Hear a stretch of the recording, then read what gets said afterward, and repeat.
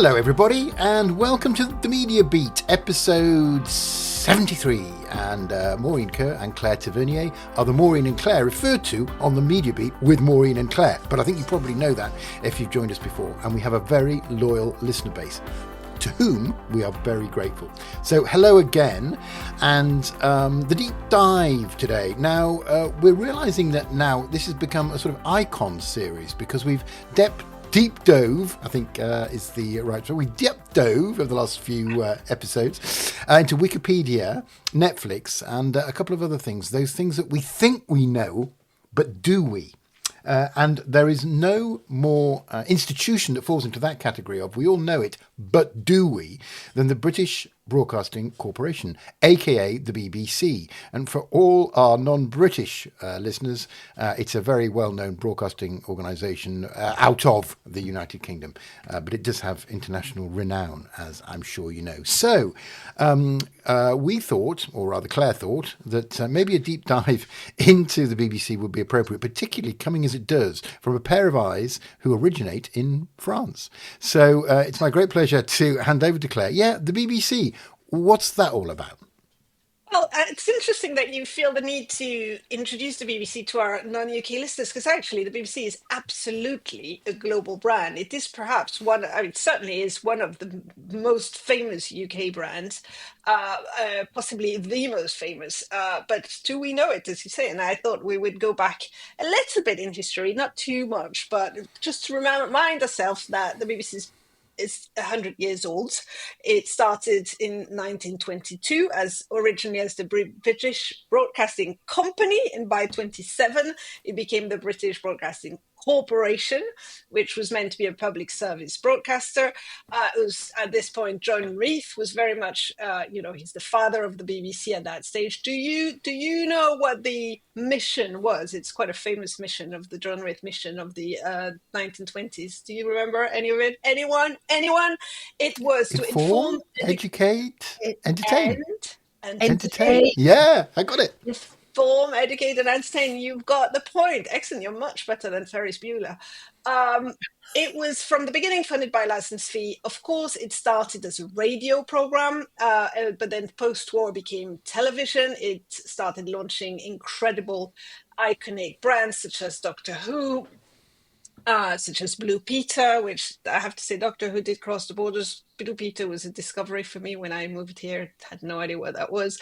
Match of the Day, Strictly Come Dancing, etc. In 1932, it launched a world service, and that was perhaps the beginning of its sort of global brand reach. And the World Service, BBC World Service, still broadcasts in over 40 languages and reaches hundreds of millions of people every week. So, an institution, a pioneer very much of the television, and from the beginning, and this is quite unique these days, a place with no advertising whatsoever. It's still the case throughout the BBC programs, whether it's television, radio, its streaming services, etc. There is, in the UK, it's different if you're outside, on its website. In the UK, there is no advertising. The funding model is, I will come to it, but it's completely advertising free, which is very unique, even in the world of public broadcasting, and also has created some interesting biases in the media market in the UK. But let's fast forward quite a lot, specifically to 2007. What happened in 2007? The launch of the iPlayer. Now, the iPlayer was very much, again, a pioneer of streaming services. One of the first ones, certainly the one that worked really much better than everything. Any idea from around the table of how much it cost originally to put together? Nobody's going to guess. It cost £150,000. 150k. How much? £6 million, which, Gosh. It's not a lot of money these days. I mean, it was a lot of money for the BBC, but if you consider some of the costs of some of the streaming services we're seeing this year, it was pretty well done. Now, the interesting thing is the iPlayer was very much one of the first catch-up services that launched. It had, again, a tagline: don't think you'll remember that one, but it did ring a bell when I read it. Making the unmissable unmissable. That was the tagline. Do you remember that? No. But mostly, it actually created the concept of catch-up television, and specifically created the windows of catch-up television. If you go back to the late 2000s, it was very much, there was the 7-day window, and then at some point it increased to the 30-day window. And I remember, because I met somebody who was part of that original team of creation of the iPlayer, and he said genuinely the legal teams was negotiating rights, because you will understand that all the rights for all the programs had to be renegotiated to include that catch-up window. And they called us and said, how many days? And we're like, I don't know, 7? And that's how the 7-day window was created. And then they called back a few months later and said, 7 days sounds too short. What should we say? And they said, I don't know, 30.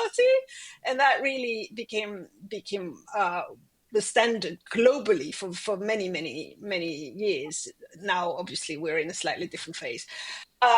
It was an instant success. In the first 3 weeks, there were 3.5 million programs viewed. And now, everybody uses the iPlayer, and it's really has set the standard for catch-up and on-demand TV, and actually has influence. If you look at the user experience on Netflix and Hulu, you can absolutely see the influence of the iPlayer. So, a revolution, and really very much a place where the BBC led the way. The other thing that was happening in parallel to this is a sort of reshuffle of the BBC business model. And I did say I was going to talk about this. Originally, the BBC was exclusively funded by license fees. By the late 20th century, early 2000s, it became clear that that wasn't enough. BBC Worldwide was created, and that was the commercial arm. It was founded in 1995 specifically, and it was really created to monetize the BBC brand and sell the BBC programs abroad. Now, in 2018, so actually quite recently, it merged with what was the BBC in-house production unit, and that became BBC Studios. BBC Studios is now very much a heavyweight in terms of selling programs, finished programs to formats, merchandise, etc., around the program.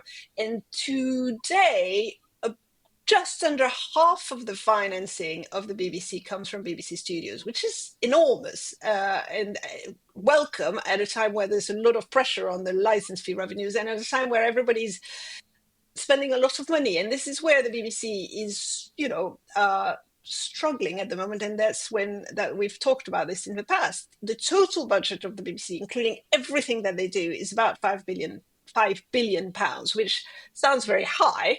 But actually, if you think about it, it's only about half, if not less than half, of Netflix's content budget, not just their budget generally, just the content budget for 1 year. So it's quite small, and they have to do everything that they do with that money. And there's a lot of pressure, as I said, on the license fee, political pressure, cost of living pressure. And we are getting to a point where it's certainly very difficult to increase that number. So money will have to come from other places. BBC, so I've talked about this, how important it is as a global British brand. It remains to this date the world's most trusted international news provider.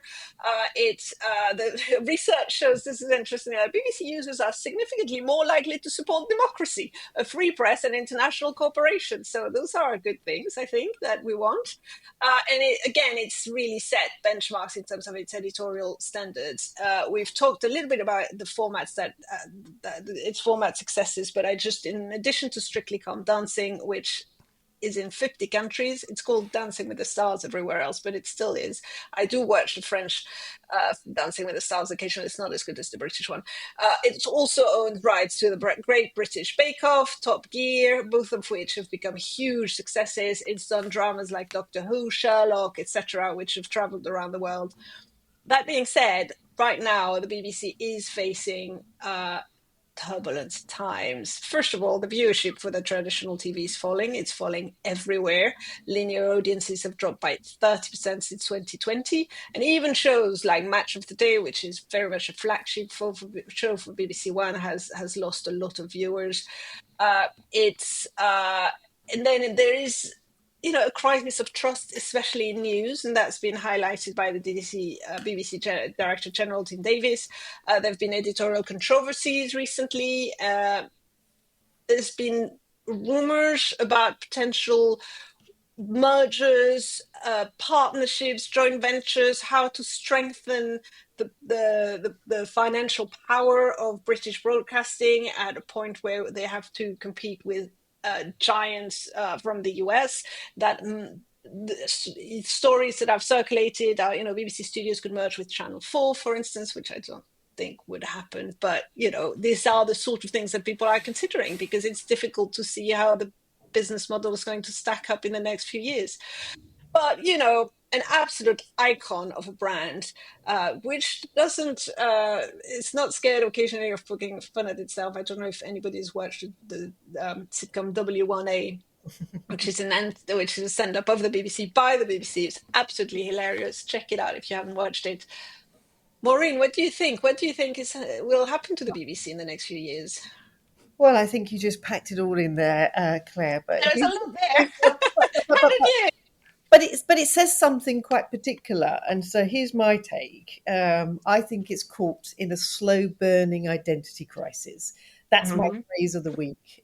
It's part public service, it's part platform, and it's part punching bag. It's trying to modernise under political pressure.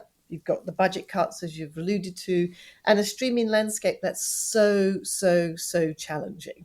I think it's left it both sort of quite essential to modernise and basically oddly out of step, even though you've thrown out some fantastic show names. I don't know. I think everyone has an opinion on the BBC, what it should be, but no one wants to or can agree on what it is. I mean, you've just taken us through, 100 years of history, and we're still struggling now to figure out what is its identity and what is its purpose. I mean, I think, frankly, it should go back to what you said. What was it there established for? To inform, to educate, and to entertain. I think it's slightly lost its way. I think it's not broken. The BBC is definitely not broken, but it's wobbling. And I think the next few years is really going to determine whether or not it needs to reinvent itself or just retreat. And I think Tim Davie, you just alluded to him as well, as a Director General, which is basically an equivalent of a CEO. I think he's trying to drag it into a digital first future, scaling back broadcast, doubling down on iPlayer, rightly so. And I think, Claire, you probably agree with that. Merging the news channels.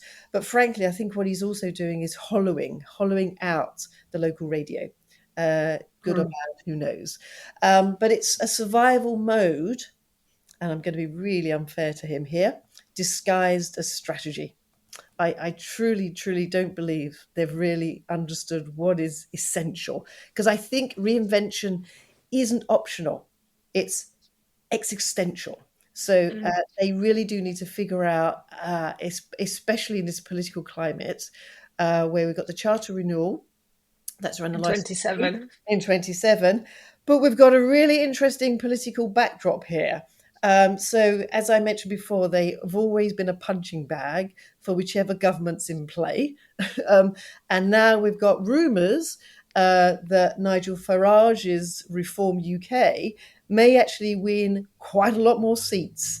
And they have been absolutely open and candid about scrapping the license fee completely and slashing the BBC down to size.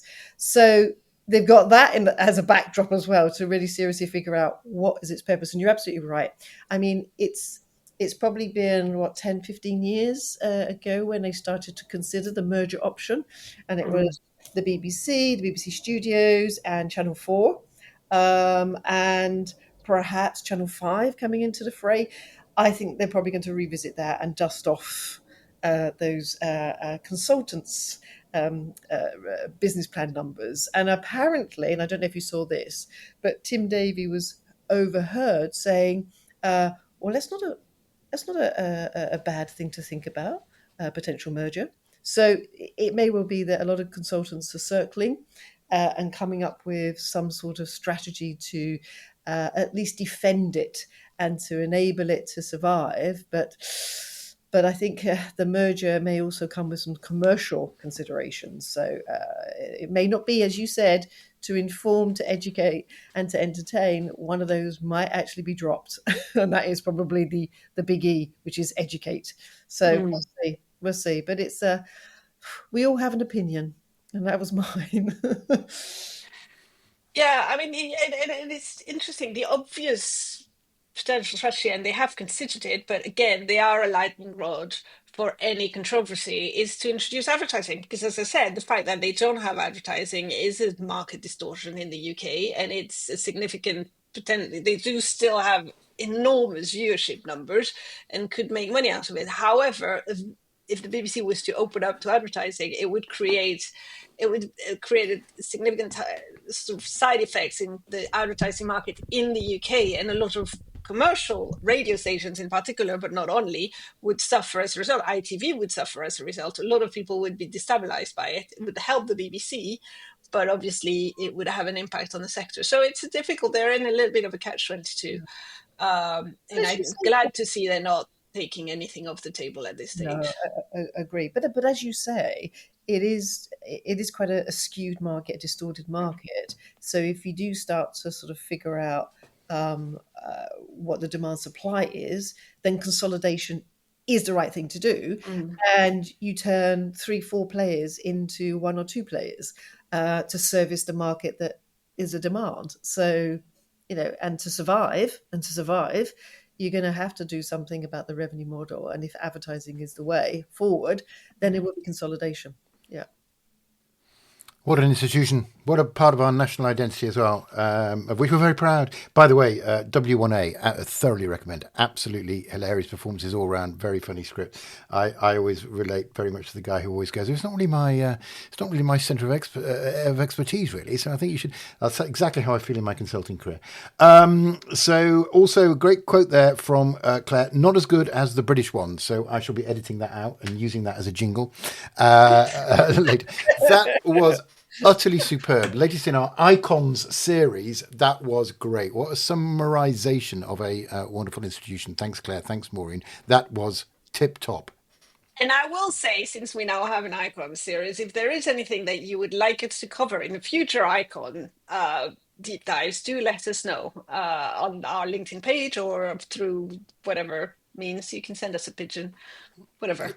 Yep. You know our address. Probably LinkedIn is the best place. So yeah, no, that is a good idea. So yes, deep dive Icon series.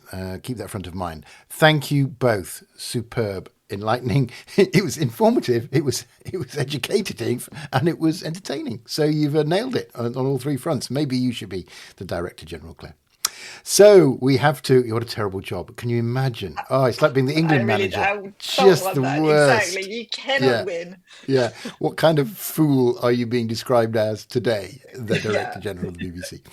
Okay, that was wonderful. Thank you so much. And of course, the next thing we have to go to is the news desk to find out what is in the news. And as usual, Maureen is out and about, no umbrella needed. The weather here in the United Kingdom has been lovely, if a little bit of a chill in the air. So she has an extremely fashionable overcoat on as she reports from Google HQ in the centre of town. Maureen, there's a new production arm under Google. You have more of that story. Over to you. I do indeed. So Google is quietly, and the operative word here is quietly, launched a new film and TV production arm called 100 Zeros, which is a play on the word Googles. But let's not confuse 100 Zeros with their YouTube channel. YouTube channel, of course, which is basically almost the number one channel to go to for any content and or music and or film and or TV and or short form. Anyway, this venture is looking at selling to traditional broadcasters, studios and streamers, and even including Netflix. It's partnered with a company called Range Media Partners that actually is known for mostly its sort of foray into music and film. But effectively, it's got a really interesting remit. And Google's goal is quite clear. As I say, it's separated from YouTube. What it's trying to do is to shape how technology, especially AI, is now portrayed in pop culture. So they're looking specifically to commission films that has an AI element, which in turn will be slowly educating and changing the way we think about AI. It's going to launch a couple of original titles like Seawater and Lucid later in the year. And it's also launched what is called AI on Screen program, which is effectively commissioning short films that again explore the relationship between humanity and AI. I think they're effectively it's a PR piece as well for which is quietly launched in the background, a PR piece which is pushing heavily the Gemini tools and other tools. It probably will also have an element of the music side. Not quite sure how that's going to fare, whether with potential conflict with Spotify, but we'll see how that pans out. But overall, it looks like a really interesting move. It's like tech meets Hollywood again, and I think there's going to be sort of a bigger content power push here.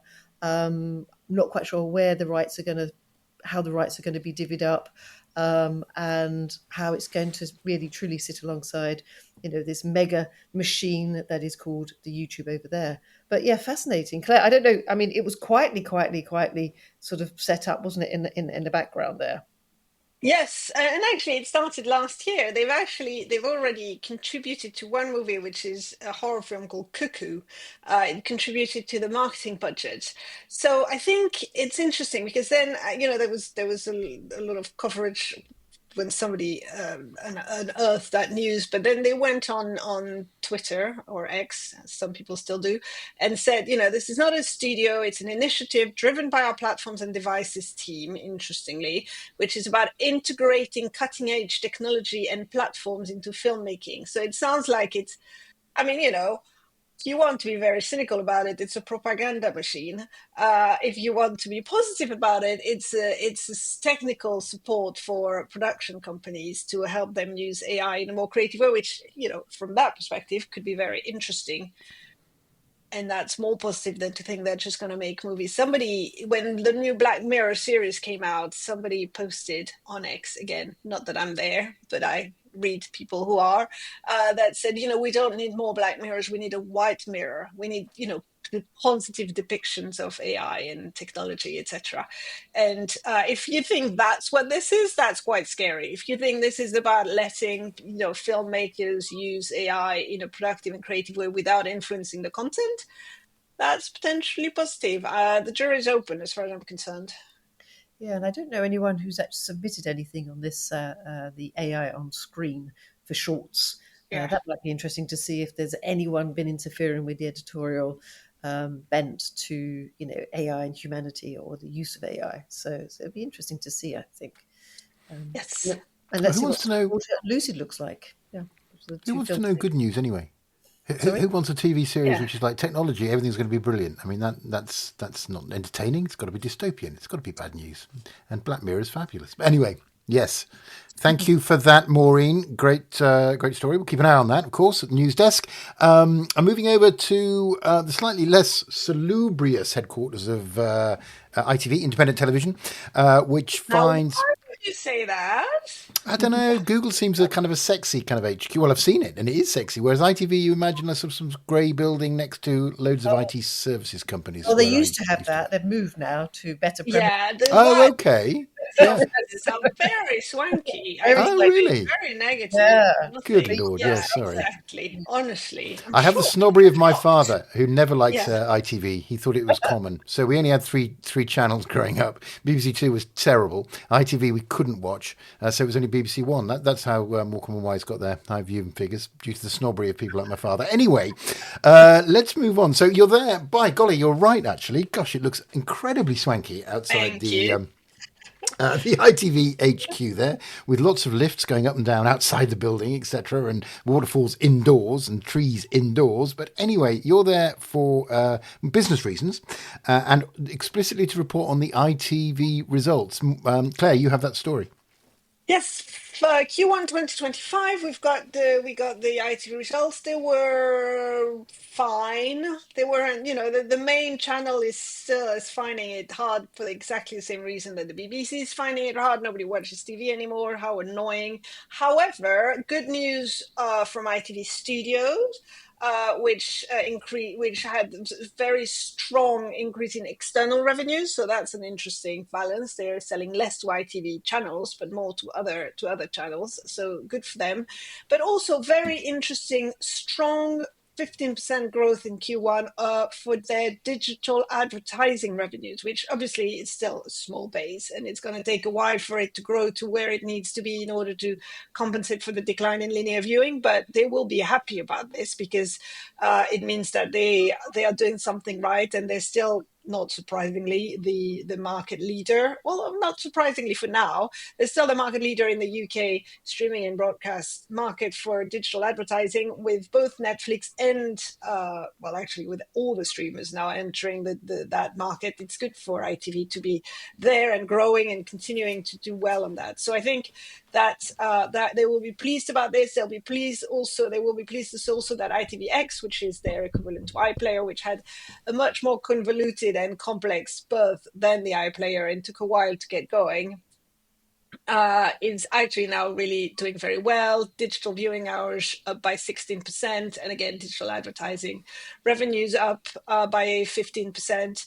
So overall, a pretty solid set of results. But that has to be also set in the context of what we know is happening, which is early stage discussions between ITVX and Banijay.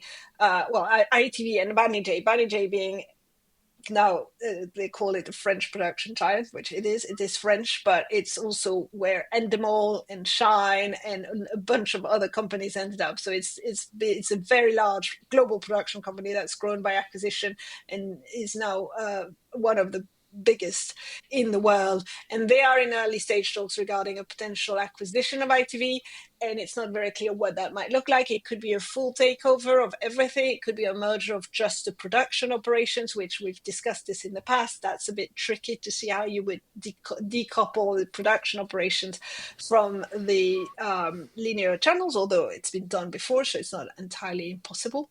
And this, I wanted to go over to Maureen and ask you, Maureen, what you've heard about this potential merger, because obviously it would reshape the landscape of the UK broadcasting market in general and the streaming market even more so. No, yeah, of course. And so there've been a couple of suitors. Can I put it that way? So we had the Redbird IMI.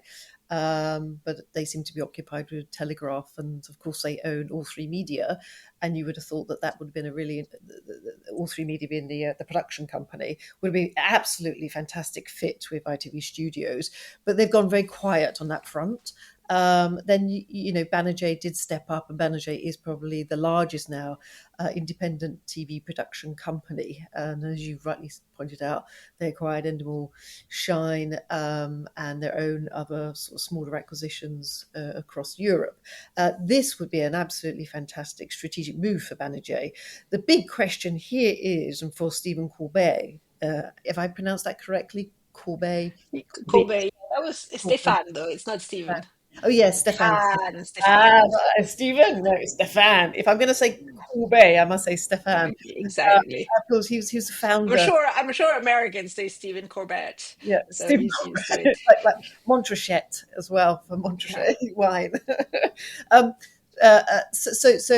He was interviewed in Cannes recently at the film festival, and said that he is definitely looking for large acquisitions. And of course, ITV Studios is clearly on his list. But as you pointed out, Claire, it's very difficult, very challenging to decouple the broadcaster from the production arm. So, but we'll see. And not quite sure if, because it's going to be very, very expensive to buy ITV Studios, if they can raise the money. But I think where there's a will, there's a way with Stefan Corbet, for sure. He manages to get his own way and rightly so. Oh, he's done so well. It's done Corbett. It's not Corbett, it's Corbett. Sorry, I just checked. Is it the BIT? It didn't Yeah, sound quite right, and yeah. I just checked it. Corbett. Sorry, we should say that. Stefan Corbett. Okay, Kubit. I think that's how I would pronounce it. Yeah. So the merger discussions. I mean, gosh. I mean, these have been going on for almost a year and a bit now. So let's see where that sits. But back to your point about the results. I think on the linear broadcasting side, everyone in Europe is facing the same similar decline in revenues from ProSiebenSat.1, who, gosh, it was like 39% drop in revenues from the linear side. RTL Group around about 4% as well in Europe. TF1 France, actually neutral. And as you rightly said, they're all offsetting these declines with their forays into streaming and or the digital side, the digital advertising in particular, and they're all doing extraordinarily well. I mean, TF1 is doing some fantastic stuff with TF1 Plus, and the RTL Group similarly, up to almost 30% increase in their digital advertising. And of course, ITV, not as high, but I think you said something like 15% or so, 12%. Yeah. On ITVX. So interesting to monitor that the decline, though, of linear is not as rapid as everyone thought, but it is still dipping. It's still dropping. But they are trying to offset that with digital. So, yeah, good. But let's see what happens with manager Mr. Stefan Corbett, as we've now got his name underscored there with the bit. Just very briefly on the French market, an interesting. We talked about this on the podcast. I think it was 18 months ago that there had been discussions between TF1 and M6, which are the two leading commercial broadcasters in France, about a merger which had been blocked by the French competition authorities. But it's back again on the agenda, and there's new discussions about it, so we might see something there. I think in all the major European countries at the moment, those big broadcasters are trying to work out what model they can put together in order to stand up to the streaming giants. Indeed. Yes, I wonder if linear TV is just like a comfort blanket for people. They just like the regular, this is on at that time, this is on at that time, who knows. But anyhow, let's move on. Great summary there of how ITV is doing, which is sort of meh-ish. And we'll keep an eye on that one as well. So finally in this edition from the Newsbeat on In the News. Yes, Microsoft advertising. Maureen, you have that story because you've moved over now to Microsoft's head office, which are probably very swanky. Yeah, very swanky indeed. And, we've been following Microsoft and, it took everyone by surprise a couple of years ago to learn that they had something like 200 billion, sorry, not 220 billion of revenues associated with advertising. And everyone said, yeah, but don't they just have LinkedIn? Is it? No, they don't just have LinkedIn. They have more than just LinkedIn. But interestingly, and they've been working, of course, with the streamers to help them put in place their digital advertising platforms. But it was a shock to a lot of people. The other day, Microsoft come out and said they were sunsetting their demand-side platform that they acquired from AT&T only about 4 years ago. Sunsetting being sort of closing it, and in around about 2026, I think that will be fully closed. A lot of people then will have either been reallocated roles and responsibilities, or they'll be moving on. So that's the sad part of it. But it's really shocking to sort of hear that this is what they're doing, and they seem to be also going out and outsourcing their other sort of proprietary platform for retail media. They've got a platform called Promote IQ. And interestingly, they seem to be abandoning that and partnering with Criteo. And on this, one of our podcasts, I think a year and a half ago, we spoke about Criteo, which is excellent for retail media. So it really is interesting that they're going full swing forward with deepening their commitment to agentic and conversational AI. Instead of these proprietary systems and demand-side programmatic advertising. So it's amazing to see that they are putting a lot of their investment capital in that direction. Whereas when you see and compare it to, say, Google or Amazon, Google is doubling down on the dominance in search and first party data, reinforcing its position really on YouTube and Performance Max. And Amazon continues to build a walled garden of retail data.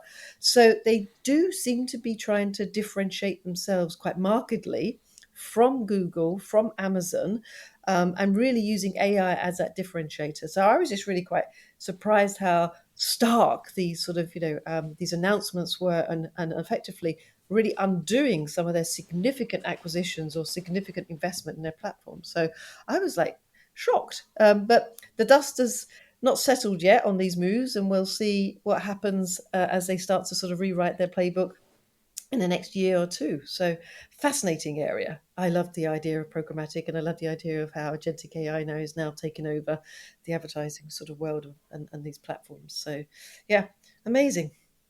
Yes, it's interesting, isn't it? And it's interesting Microsoft here being very much in the position of the challenger to Google's huge established presence. But I looked a little bit about their reach, and as you say, they're actually much bigger than people think. I mean, they reach over 1 billion people worldwide. Where are they? They are everywhere except Google platforms or Meta platforms, meaning they're on Bing, Yahoo, which some people still use. Yes, yes.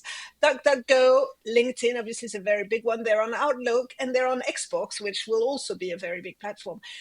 And so what that means, perhaps not surprisingly, is that they have a much higher share, which is still much smaller than Google, but they have a decent share of search and ad revenues on desktop, on computers rather than mobile. They're less good on mobile, but the ones that they reach, often through computers, tend to be older, more affluent, B2B, targets, etc. So even though their reach might not be as extensive as Google's, they have very much cornered a strong market with also very high engagement. So people, LinkedIn has increased in it. It's absolutely insufferable to be on LinkedIn these days, but it has increased, its engagement stats by about 50%. Xbox is a very sticky platform, which also attracts slightly different audiences to the typical Google search user. And those secondary search engines, DuckDuckGo, Bing, the people who go on there, they have made that choice, and so they're going to be a slightly different audience. So a strong base on which to try new things, and slightly less to lose from AI perhaps than Google has. So I'm not entirely surprised that they're doubling down on it. It'll be very interesting to see what they do. And they have the deep pockets for it as well. It's really funny. It reminds me of when I was a much younger man getting into this profession, and IBM was the incumbent Leviathan, and Microsoft was the up and coming young pup. And it was like then we were talking about, IBM, what are they doing? I suppose they're going to die, aren't they? And no, lo and behold, they never did, reinvented themselves, and still going strong. And now it's funny to think of Microsoft as the old world, and Google being the new, and of course. Other things being even newer than that. But anyway, that was a fascinating story. Thank you so much. And that concludes this time's edition of In the News. And so we move on. And it's Podmoji's time. So presumably the variety of sunglasses at the ready. I'll just go and get my my cards out, which... well, I can't remember what blue and green mean, but I definitely know what amber, yellow and red mean. So be warned. Okay, so round one, or Podmoji 1, it's Claire, over to you, and it's the HBO rebrand. Yes, HBO rebrand, as it is being known. So HBO was HBO, and then it was HBO Max, and then it was Max, because our friend David Zaslav decided that actually HBO had some sort of elitist consideration. And I'm thinking, because we've talked about W1A, I am very much picturing the brand consultant from W1A giving that advice, because he seems to be the person who would exactly give that advice. Can't keep that brand. Nobody understands HBO. Those are letters that mean nothing. Let's create a new brand called Max. Everybody looks Max. Max looks good.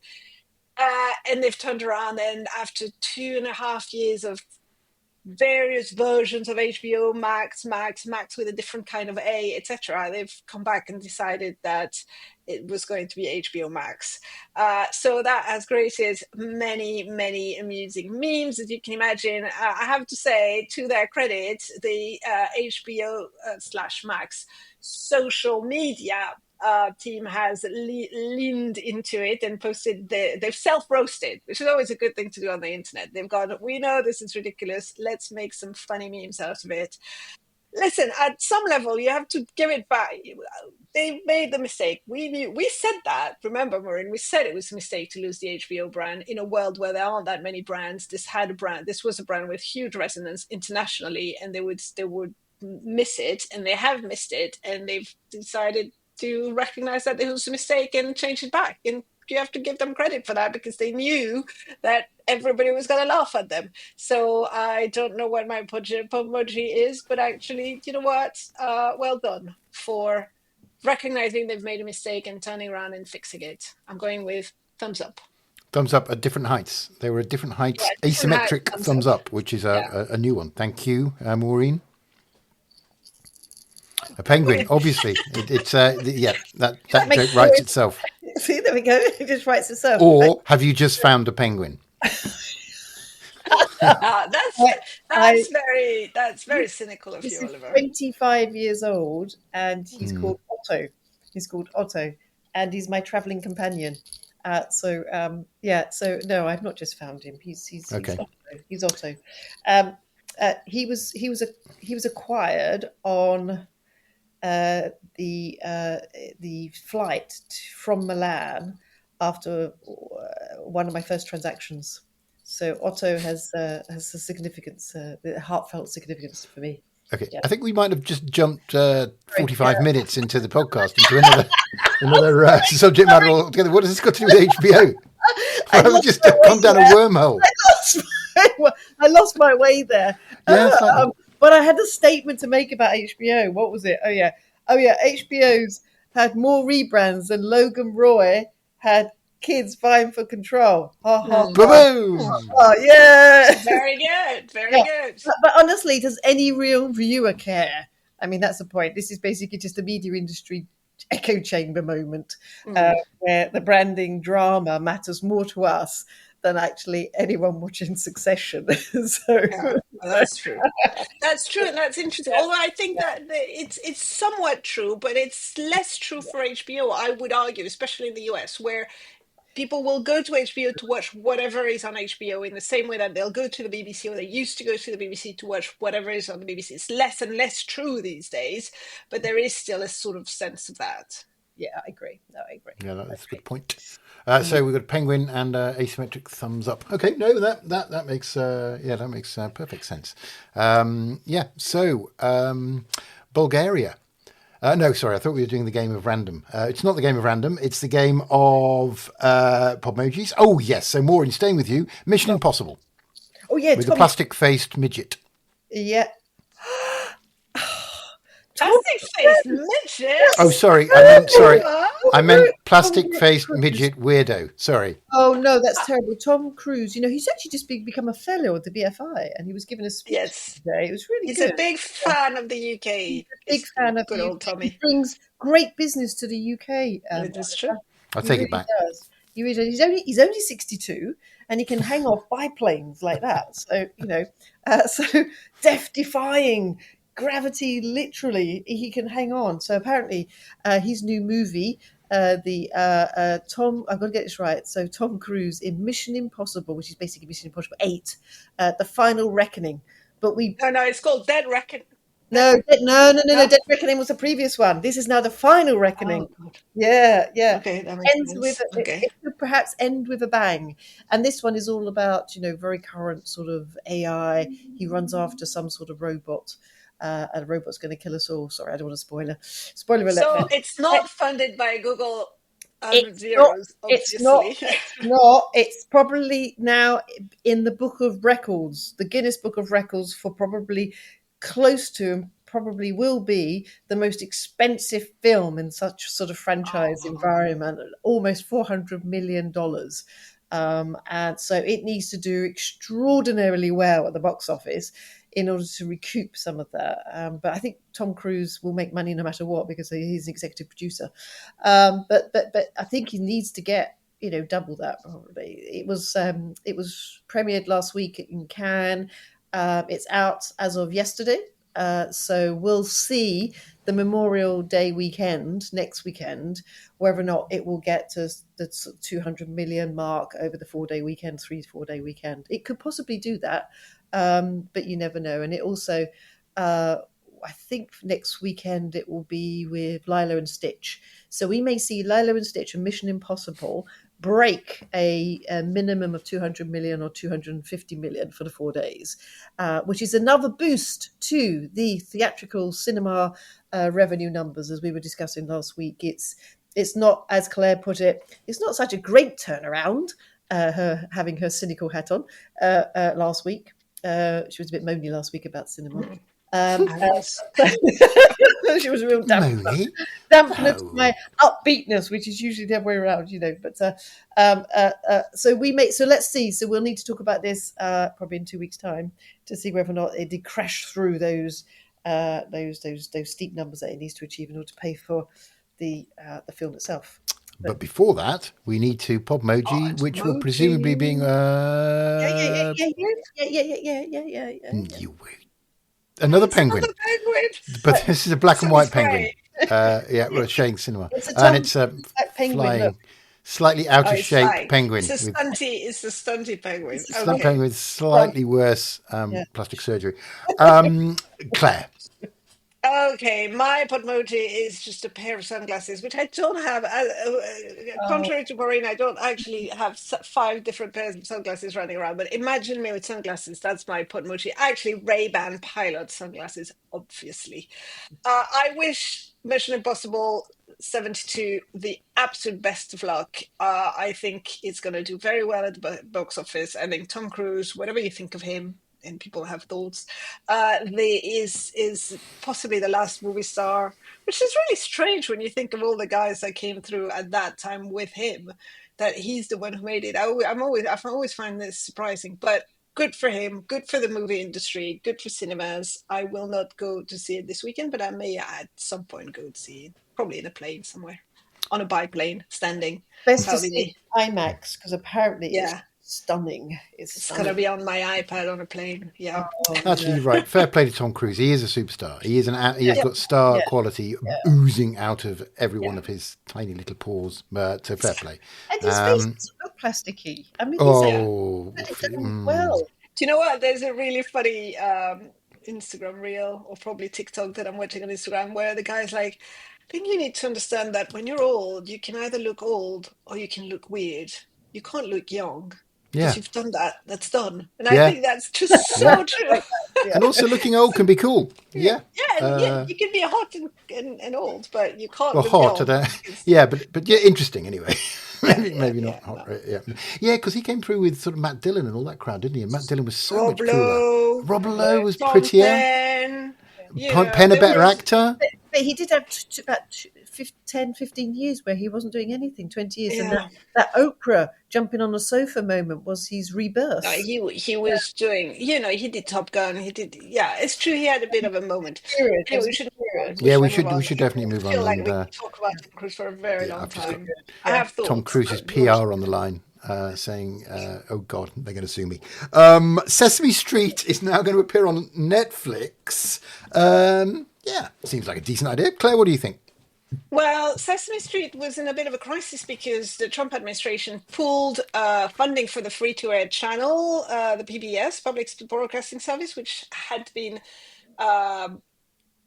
funding and broadcasting Sesame Street for many, many years. And Netflix has swooped in and is the hero of the day because it's decided to keep funding it. It will keep it. It will still be available on PBS for free, but it will also be available on the same day on Netflix.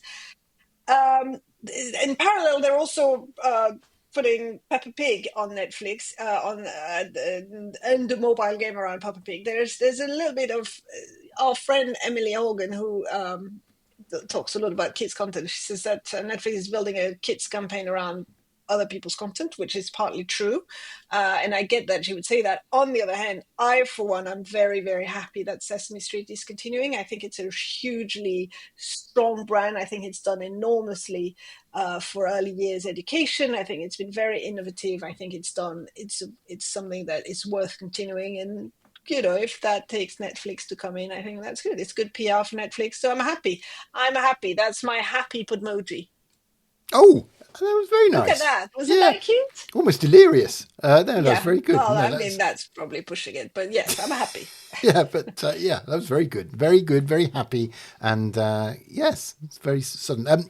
Maureen, your thoughts? I think it's absolutely fantastic. So I'm happy too. And the penguin, obviously. The penguin is happy. Penguin's back and happy. Previous penguin. Okay, good. That's fine. Yeah, no, that is. And Sesame Street is a happy place.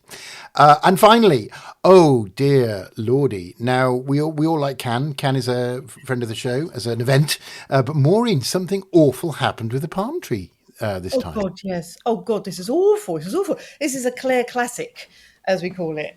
She unearthed.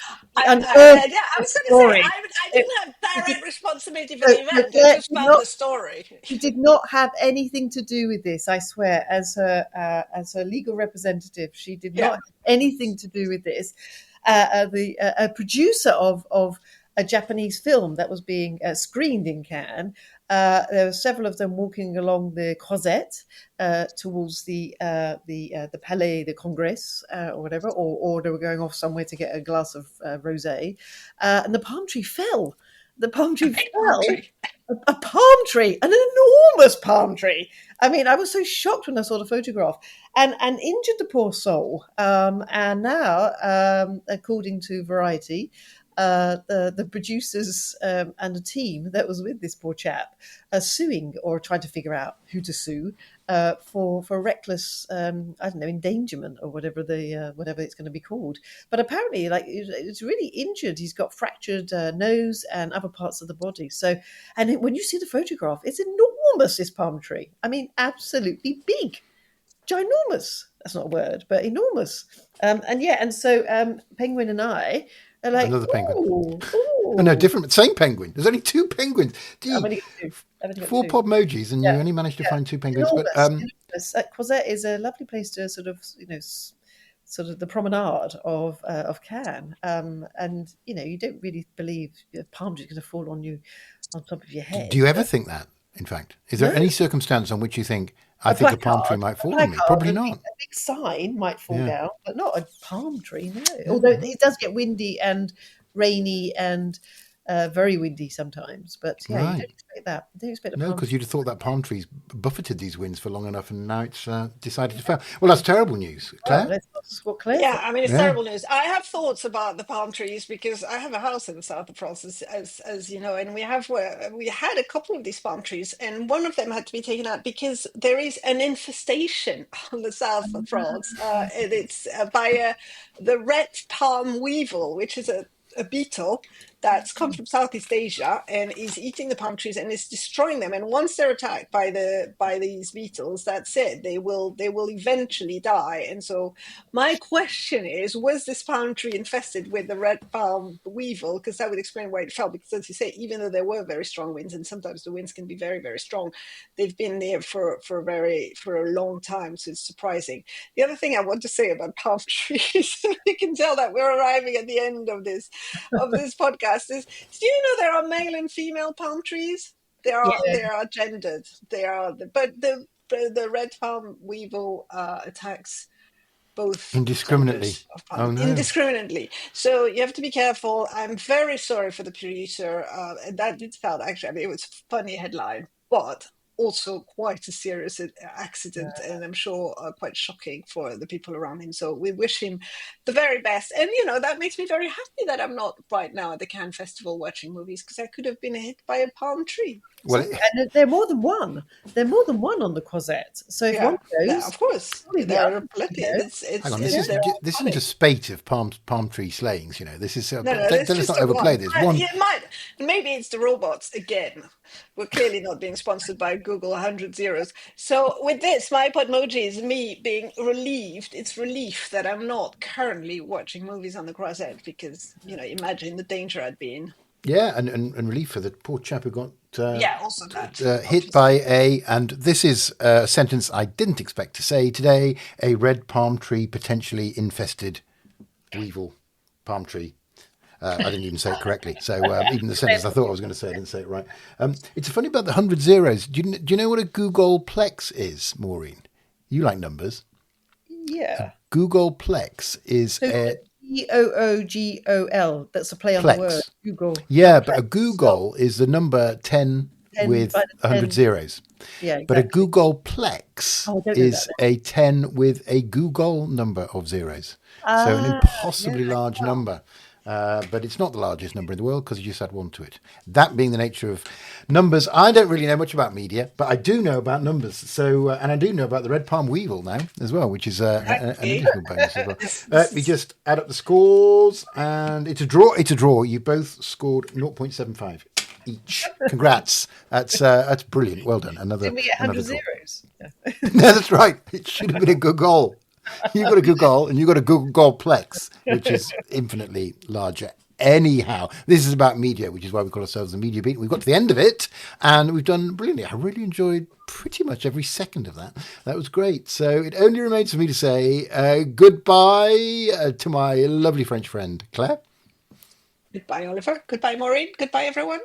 And goodbye to my lovely English friend / Welsh friend? No, Scottish friend. Anyway, British friend.